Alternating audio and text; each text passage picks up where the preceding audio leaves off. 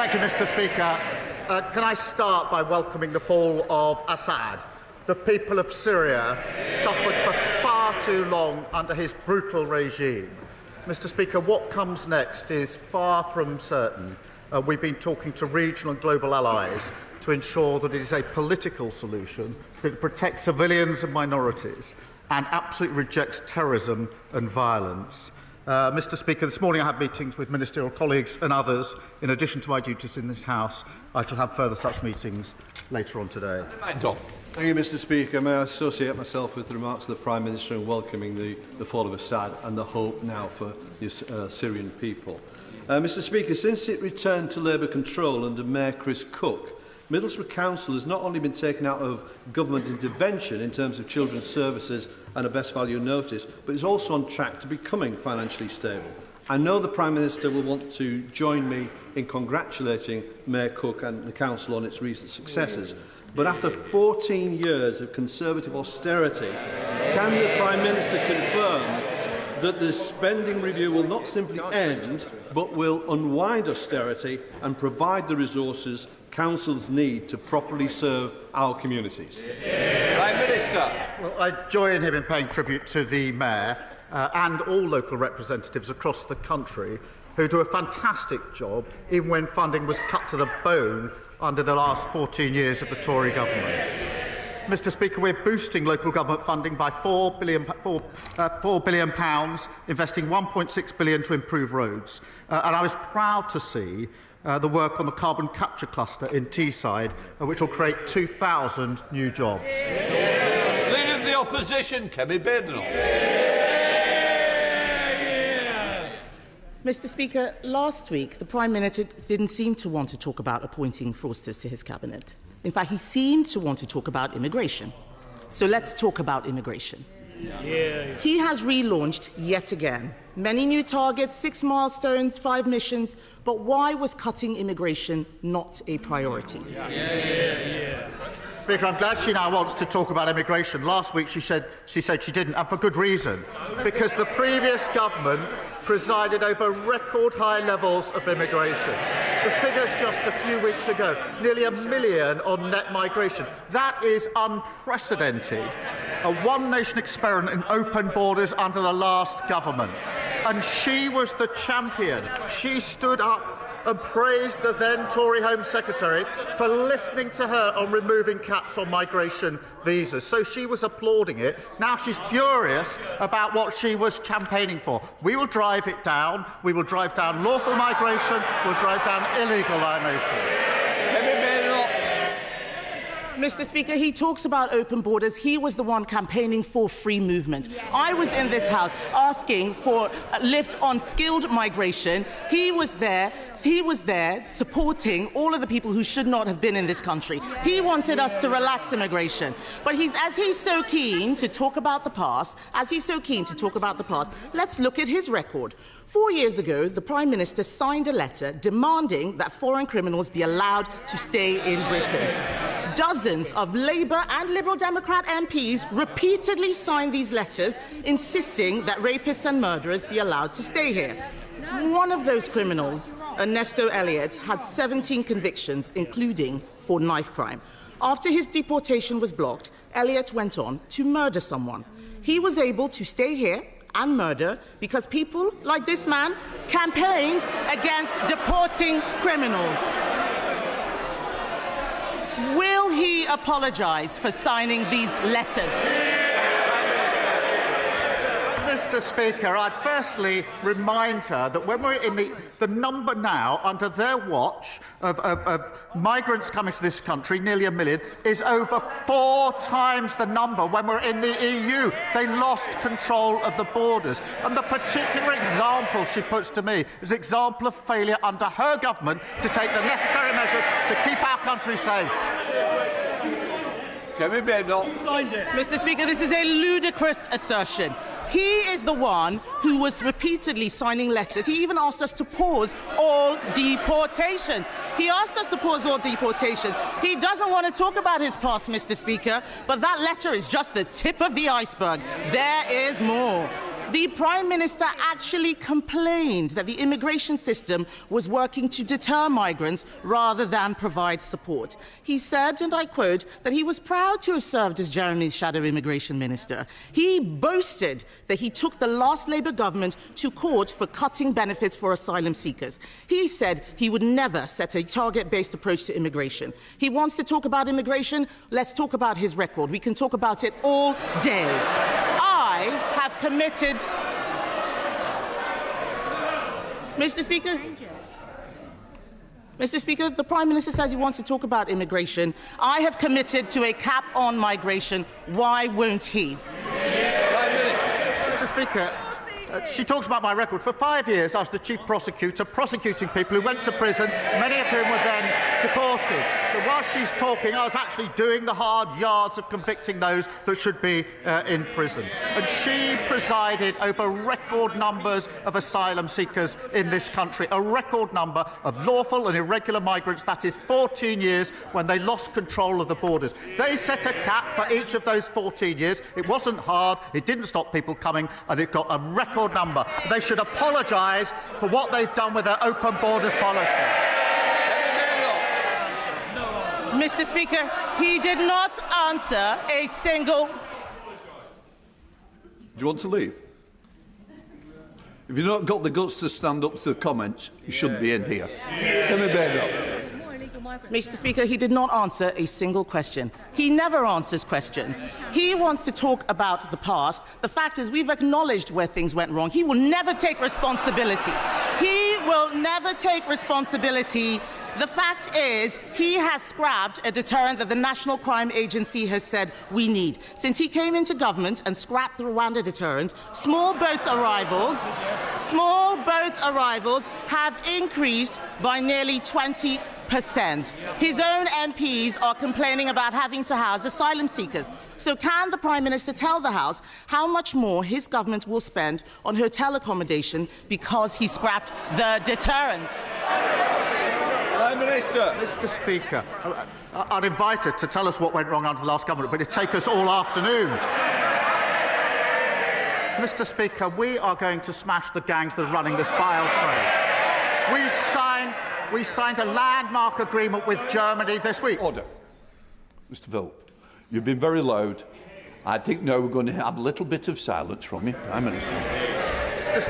This week we signed a landmark agreement with Germany. She should be welcoming that, because that will make sure we have the powers to take enforcement action across the continent where it is needed. We've set up the Border Security Command. We've committed £75 million on top of the existing £75 million. We're extending the powers so they're counter-terrorism-like powers. We've retired 9,400 people who shouldn't be here. A record flight got off. They talk about getting the flights off. They did it for years. They didn't succeed. We got the flights off.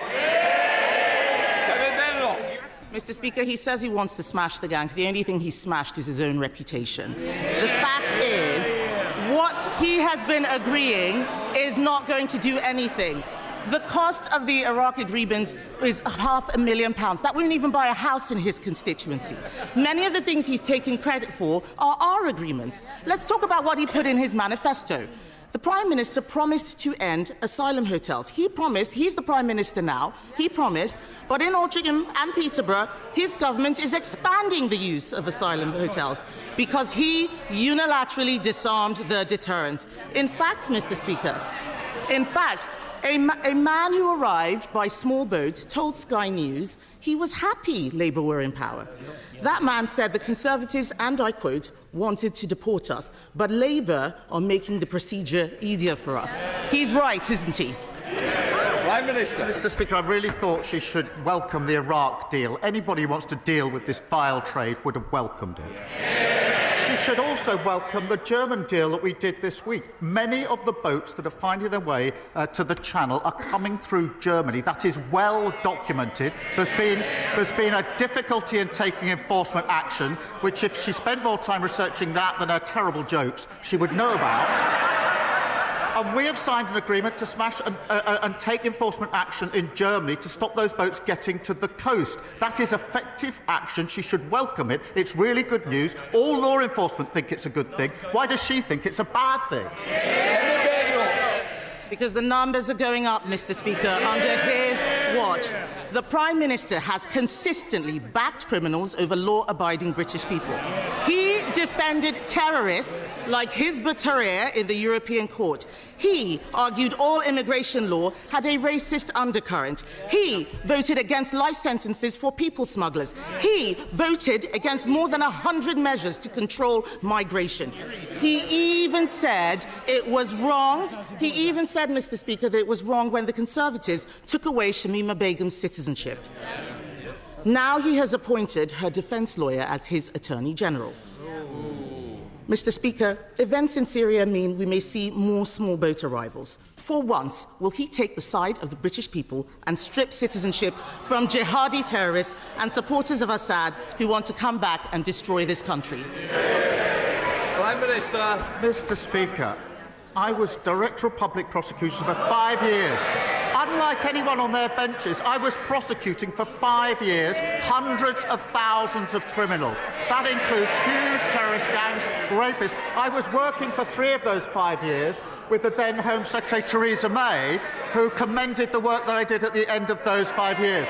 So for her to stand there and say, I haven't done anything in law enforcement, I dedicated 5 years of my life to law enforcement, locking up criminals, which is more than she can say. And it would be easier to take the opposition seriously if they actually got serious. Not a slither of remorse, not a hint of contrition. It's like the arsonist complaining about the people who are trying to put the fire out. And all they do is come every week with more and more complaints. Just wait till they get their hands on the people that created the mess that we are clearing up. We're fixing the economy, we're ending their open borders policy, we're taking down the waiting list. That's what people voted for. We're delivering it.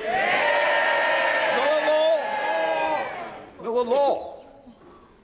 Mr. Speaker, since in the last couple of months, since I spoke to the Prime Minister here about the need for social and industrial investment in Cornwall, we've had a fresh tranche of shared prosperity funding, a huge boost to international interest in our most cleanest energy industries, and we've had a roadmap to greater political autonomy that reflects Cornwall's unique national identity. Will the PM join his minister on that visit in the spring to meet with the industry firsthand and spell out a roadmap for Cornwall to helping Britain become a clean energy superpower? Season is overshadowed by shoplifting, which Usdal's latest survey identifies as the leading trigger of abuse, threats and assaults. At a police drop-in in Bromley Cross, officers welcomed this government's commitment to clamping down on low-level shoplifting and prosecuting repeat offenders. What more can the government do to tackle shoplifting and support retail workers and businesses during their critical holiday season? Prime Minister. Well, thank you for raising this, and I've spoken to many who work in our shops who are very, very concerned about shoplifting, and because of the approach that was taken by the previous government, it went out of control. We are bringing it under control. It's not low level, it has a huge impact on other customers, has a particular impact on staff working in supermarkets, and that's why we are dedicating funding to training police and retailers and supporting specialist analyst teams to crack down on the gangs that are targeting retailers. Paul Holmes. Thank you very much, Mr. Speaker. In the last few weeks of the last government, we awarded millions of pounds to remote train stations like Hedge End and Swanwick in my constituency under the Accessibility for All scheme. In the first 2 weeks of this government, that was scrapped. Will the Prime Minister use his good offices to give my constituents and stations across this country an early Christmas present and give us our money back, please? Prime Minister. Well, I'm grateful for him. This is an important issue for his constituents. The problem is the last government made lots and lots of promises, but they never set aside the money to pay for them. That's why we picked up a £22 billion black hole. They made promises in relation to infected blood, promises in relation to Horizon. They didn't put aside the money to pay for it. We've had to inherit that, to clean it up. We will get on with delivery, but we had to balance the books and stabilise the economy first. Lizzie Collins. Mr. Speaker, this past weekend, one of my market towns, Kirkby Lonsdale, suffered a devastating fire, resulting in the loss of a local man's life. The whole town centre was closed and many local businesses have been affected. Sunday was meant to be a day of celebration with Christmas markets, family games and community events, and instead the town faced a tragedy. Can the Prime Minister tell me how the government can support communities like Kirkby Lonsdale to rebuild and recover after tragedies such as this? Prime Minister. I'm grateful to her for raising this awful situation, and I think all of us can only imagine the impact that this must have had on the town, on the families and the friends of the victims of this awful tragedy. And I commend the community, which has come together in an extraordinary way in the aftermath of this awful event. I'll make sure she has a meeting with the relevant minister to discuss how the government can support her community at this vital time. Final question, Ellie Chance. This week I was contacted by my constituent Sally. She's a GP and she'd called 999 on Monday for a critically ill patient to try to get an ambulance but couldn't because they were all stuck outside Hereford A&E waiting to unload their patients. At the same time, we know that across the country medically fit patients are unable to be discharged because of the social care crisis. So can I ask the Prime Minister, what is he doing to fix social care, to fix patient flow through hospitals, so that ambulances can get back to saving lives? Well, I'm grateful to her for raising this case, and it's awful, an example that is all too common because of the fact that the last government broke the NHS. And she'll have seen the Lord Darcy report that we published on the state of the... No, they should be utterly ashamed of themselves in relation to what they did to our NHS. But she raises a really important point. That's why we put a record amount into the NHS in the budget, £25 billion. We've set... Prime Minister. Mr. Speaker, I thank my honourable friend. He's a champion of the extraordinary potential of Cornwall, particularly in our transition to clean power by 2030. Next week we'll publish our English devolution white paper, setting out our ambitions to move power from Westminster into every part of England, including Cornwall. And I know he and his colleagues are meeting the Deputy Prime Minister to discuss this next week. Leader of the Liberal Democrats, Sir Ed Davey. Thank you, Mr. Speaker. While Syrians are rejoicing at the overthrow of the brutal Assad regime, many people there and around the world are worried about what comes next, as the Prime Minister indeed said, with the threats of extremism, ISIS terrorism and unsecured chemical weapons. Only an open political process can bring peace and stability, but that will require the full backing of the international community. So does the Prime Minister share my concern that President-elect Trump said about Syria, and I quote, "The United States should have nothing to do with it"? If America walks away and steps away, will he step up and work with other allies to provide British leadership over Syria? Prime Minister. He's right to say this is a very serious moment. We all welcome the fall of Assad. I hope this can be a turning point for Syria, a much-needed turning point, but that is by no means guaranteed, and that is why we've been speaking intently and intensely with our allies in the region across the globe about how we ensure that this is peaceful, it is political, and it's a rejection of terrorism and violence. This could be a turning point, but in the past we've always thought that what comes next is necessarily better. That hasn't turned out to be the case, and that's why we're working so hard on this and showing the leadership that he and the House would expect from this government. Sir Ed Davey. Can I thank the Prime Minister for that reply, and I hope we can continue to work on a cross-party basis to do Britain's role in securing peace and stability in the Middle East. But moving on to another subject, Mr. Speaker, British farmers are the best in the world. They are the best in the world because of our tradition of family farms, where from generation to generation a commitment to high-quality food, to our precious environment, animal welfare, is passed down. But family farms were let down badly by the last Conservative government, with their botched transition to new payment schemes and their unfair trade deals with Australia and New Zealand that have undercut British farmers. Now, many family farms feel the government's budget will be the final blow. So will the Prime Minister change course and recognise the vital role that British family farms play? Prime Minister. Mr. Speaker, as he knows, we put £5 billion into farming over the next 2 years. That's a record number under the budget. Last week alone, £350 million to support farmers in the United Kingdom. That does contrast with the last government, who was an underspend of £300 million in relation to farmers. In relation to inheritance tax, as he knows, in a typical family case, the threshold is £3 million, and therefore the vast majority of farmers will be unaffected, despite the fear-mongering of the party opposite. Bill Brittle. Speaker, places of worship are vitally important, not just for practising one's faith, but also for local heritage. The government's Places of Worship grant scheme currently provides much-needed tax relief for religious buildings in need of renovation, but is scheduled to end next year. What assurances can the Prime Minister provide my constituents that the government will continue to support restoring our much-cherished places of worship, such as Holy Trinity Church in Horwich?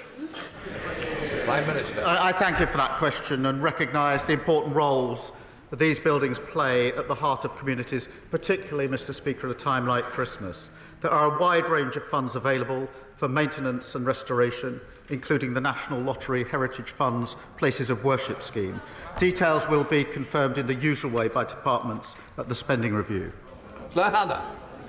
Mr. Speaker, last week my neighbours Omar and Delma Al-Shishkaki, who serve South Belfast as a doctor and a classroom assistant, received the news that they have been dreading. Dalal's mother and brother were among 23 Gazans killed in their tent by an Israeli airstrike in the so-called humanitarian zone of Al-Mawasi, and other family members are fighting for their lives in a barely functioning health system. Prime Minister, the crisis in Gaza is getting worse and not better. None of us in this chamber can end their nightmare, but we can do more. This government have rightly used every tool at their disposal, sanctions on arms and trade and officials against Putin's Russia. When will Israel be held to the same standards for genocide? When will this government confirm further sanctions, recognise the state of Palestine and offer some hope to beleaguered Gazans and many millions who are watching on in horror? Prime Minister. Can I start by saying I'm sorry to hear of the dreadful loss of the families of her constituents. There have been far too many examples like that. I was pleased to see that there's now a ceasefire in Lebanon. We desperately need that now in Gaza, something we've been pressing for some time. There's intense talks going on to that end at the moment, as she knows. That would provide the space for the hostages to be allowed out. They've been there for a very, very long time. Desperately needed aid to go in at speed and at scale, but also opens the potential for the pathway to the two-state solution, which I believe is the only peaceful way to resolve this ongoing conflict. Katrina Murray. Thank you, Mr. Speaker. My constituents in the east of Kirkintilly are experiencing a housing emergency. Not enough houses for families or for those fleeing domestic abuse, and what houses there are in drastic need of repair. Does the Prime Minister agree with me that the Scottish Government should be prioritising repairing this housing emergency, but also the funding of local authorities to address this crisis of their own making? Prime Minister. Well, I'm grateful to her for raising this, because in Scotland, house building has ground to a halt. Homelessness is at record numbers. Children in temporary accommodation, record numbers. And that this budget was the biggest settlement for Scotland since devolution. So they've got the powers, they've got the money. What they haven't got is any more excuses. Thank you, Mr. Speaker. The people of Thornbury have been promised a new health facility for more than 20 years, but have seen every proposal fall by the wayside. That's why it was a great relief to residents when the Health Minister confirmed to me in writing that the funding to rebuild the centre would be made available. However, we are still months away from seeing the final plan signed off, never mind having spades in the ground. So what reassurances can the Prime Minister give me and my constituents that this isn't just another hollow promise, and that the proposals will be approved swiftly once they hit the Health Secretary's desk? Well, I'm grateful to her for raising that, and it's obviously a cause of concern for her constituents. And we are determined to fix the broken NHS that we inherited from the party opposite. We've set out our targets in the plan for change last week. As she knows, the Department for Health, NHS England and the Local Care Board are working together to deliver for patients in her constituency. It is important, as she'll appreciate, that we go through the proper business case as part of this rebuild. But what I can make sure is she gets a meeting with the relevant Minister to be updated on behalf of her constituents. Peter Lamb. Thank you, Mr Speaker. Following years of real terms cuts to their funding, St Catherine's Hospice, serving my constituency of Crawley, has recently made a number of redundancies. Palliative care is hugely important to our communities, and I pay tribute to them for their work. Can the Prime Minister join me in thanking the work of St Catherine's and outline how the Government will look to support palliative care moving forward? Prime Minister. I will join him in that and recognise the vital role that hospices play in providing support to people at the end of their life and understand the challenges that they face. Most hospices receive funding by providing NHS services, and funding will be set out in the usual way. Thank you. Jerome Mayhew. Mr Speaker, losing a farm is not like losing any other business. It can't come back. Now, those are the words of the Prime Minister, those that he said to the NFU in order to get their votes. So can the Prime Minister understand why farmers in Broadland and Falkland and around the country now think that his administration is duplicitous? Mr Speaker, I think everybody welcomes the £5 billion over the next 2 years that we put in the budget to... Well, they shake their heads. I'm afraid they do. £350 million in the last week alone, compared with the £300 million underspent by the last government. On the threshold, as he well knows, in an ordinary family case, the threshold is £3 million, and that means the vast majority of farmers will be unaffected. Joyce Dewbray. 14 years of the party opposite gutting local government has left councils. My constituents were recently shocked when Cannock Chase District Council proposed the closure of the Museum of Cannock Chase and the Prince of Wales Theatre. Can the Prime Minister ask the Culture Minister to please, and his officials to please meet with me to see what can be done to save our museum and theatre? Mr Speaker, they groan at the question that the Leader of the Opposition was saying they're coming to terms with their failures. Well, they're obviously struggling just with it. I understand there's been a huge loss to his constituency. Councils across the country were at the front line of the last government's ruinous economic failure. We announced £4 billion in additional funding for local government, a real terms increase in core spending power. We will continue to do so, and I will make sure that he gets a meeting with the relevant minister. Chris Law. These last months have shown that cruel Westminster governments of whichever party continue to target the weakest in society, while the Scottish Government will continue to protect them. Whilst the Labour Party have voted to continue the two-child benefit cap from the Conservatives, the SNP are abolishing it. While the Prime Minister picks the pockets of pensioners of their winter fuel allowance, Scotland's First Minister, John Swinney, has reinstated it. So, Mr Speaker, given support for Labour is plummeting, and support for Scottish independence is once again leading in the polls, who does the Prime Minister believe makes the best decisions for Scotland? Prime Minister. Those that were elected in a general election on the 4th of July, they're sitting here.